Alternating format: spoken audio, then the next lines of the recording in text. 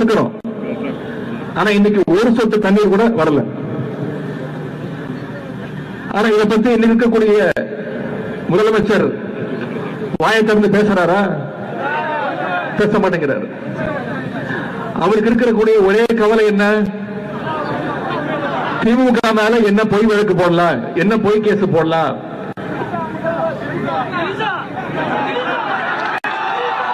எங்க தண்ணி வருதோ இல்லையோ அங்க தண்ணி வரணும். காவிரி சொன்ன இங்க totally unfit for politics madam.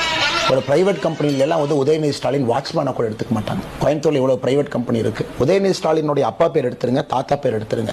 Pure குவாலிஃபிகேஷன்ல ஒரு பிரைவேட் கம்பெனில வாட்ச்மேன் வேலை வாங்க சொல்லுங்க. அரசியல் விட்டு நாளைக்கு காலையில் போயிடுறேன். அவங்க தான் இன்னைக்கு வந்து பேசுறாங்க. என்ன பேசிக் குவாலிஃபிகேஷன் என்ன இருக்குங்க? பிஎம் வாழ்க்கை என்ன? பிஎம் எப்படி வந்திருக்கு?